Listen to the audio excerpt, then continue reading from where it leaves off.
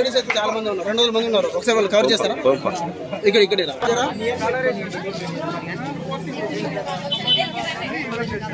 అమ్మా ఇక్కడ అమ్మా ఇక అక్కడ కూడా ఇగో వాళ్ళు పాపం వాళ్ళు ఆడ బాత్రూమ్ కూడా రారు ఇక్కడ సన్న సతాయిస్తారు వీళ్ళు.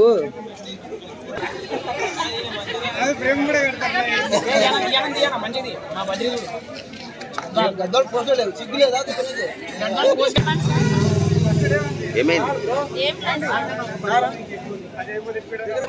ఎవరు మాట్లాడుతున్నారు? భయపడతారు, జాబ్ కావాలంటారు కానీ భయపడతారు.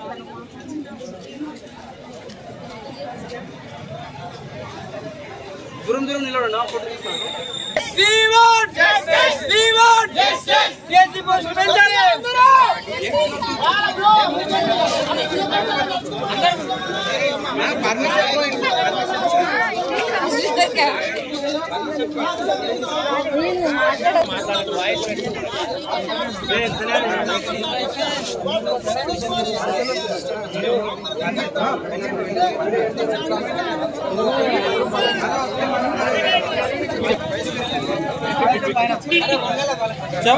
స్లోగన్స్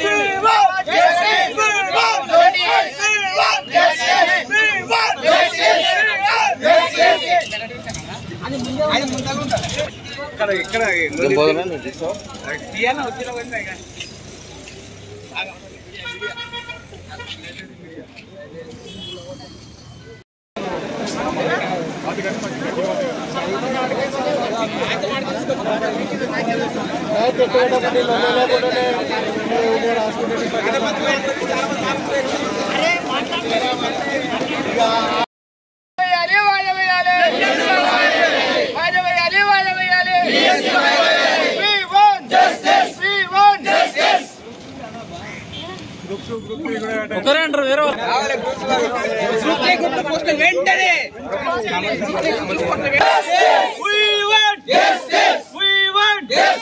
రద్దు చేయాలి, రద్దు చేయాలి, వాయిదా వేయాలి, వాయిదా వేయాలి.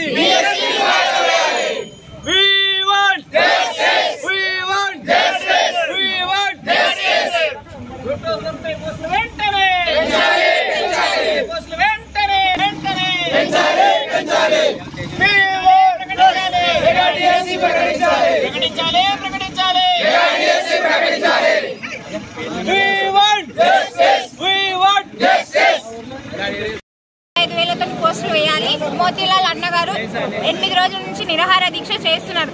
మీరు దానికి స్పందించి ప్రభుత్వం కరుణించి మాతో కేవలం పాఠశాలల్లో మంచి సౌకర్యాలు కల్పించడం అవన్నీ కాదు, ఫస్ట్ ఉపాధ్యాయుడు ఉండాలి. ఉపాధ్యాయుడు ఉన్నప్పుడే ఏ విద్యార్థి అయినా పైకి రాగలుగుతాడు. కాబట్టి అది మీరు అందరూ గుర్తించి ఫస్ట్ ఉపాధ్యాయులని చేర్పించండి పాఠశాలల్లో. కాబట్టి మాకు మెగా డిఎస్సి కావాలి అంతే. మీరు కొంచెం చూసి మాకు డిఎస్సి పెంచి కొన్ని రోజులు సమయం కేటాయించి దాని తర్వాత పరీక్ష నిర్వహించాలని కోరుతున్నాం. మేనిఫెస్టో ప్రకటించినటువంటి 25,000 ఖాళీలను వెంటనే సీఎం రేవంత్ రెడ్డి గారికి మేము విన్నవించేది ఏంటంటే, మేనిఫెస్టో ప్రకటించినటువంటి 25,000 డిఎస్సి పోస్టులని అదేవిధంగా గ్రూప్ 1 1:100, గ్రూప్ 2, గ్రూప్ 3 పోస్టులు గురితో పాటు 46 ఏదైతే జియో 46 ఉంది కదా దాన్ని కూడా రద్దు చేయాలని. ఎందుకంటే సీఎం రేవంత్ రెడ్డి గారు ప్రమాణ స్వీకారం చేయకముందే 40 లక్షల మంది నిరుద్యోగుల్ని గుర్తు వచ్చినారు. కానీ ఇప్పుడు నీకు గుర్తుకు రావట్లేదా? నువ్వు అధికారంలో ఉండడానికి కారణం ఏంటంటే నిరుద్యోగులే.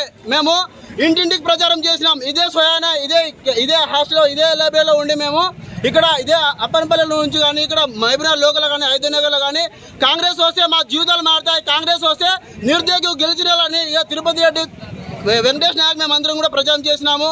కానీ ఈరోజు పార్టీలు మారినా ప్రభుత్వాలు మారినా మా నిరుద్యోగుల జీవితాలు అయితే మారదలేవు. ఎట్టకెళ్ళకైనా ప్రభుత్వం దిగి వచ్చి మోతీలాల్ నాయక్ గారు దాదాపు 7 రోజులు కావస్తుంది, ఈ రోజుకి 7 రోజులు కావస్తుంది. అయినా నిమ్మకు నేరినట్టు ఎవరు కూడా పట్టించుకోవట్లేదు ప్రభుత్వం కూడా. కనీసము వాళ్ళ రాజకీయ లబ్ధి కోసమే కానీ మా యొక్క నిరుద్యోగుల కోసం ఎవరు కూడా వాళ్ళు అసలు కనికరం చూపిస్తలేరు. అదే జీవన్ రెడ్డి అలిగితే మాత్రము వాళ్ళకి ఢిల్లీకి పోయి పదవులు మాత్రం ఇచ్చారు. కానీ నిరుద్యోగులు మాత్రం మా అమ్మ నాన్నలు ఎంతో కష్టపడి మాకు పంపిస్తూ కూలిపోయి పింఛన్ల పైసలతో చదివిస్తూ చాలా మంది ఈ లైబ్రరీలో చదువుకుంటున్నారు.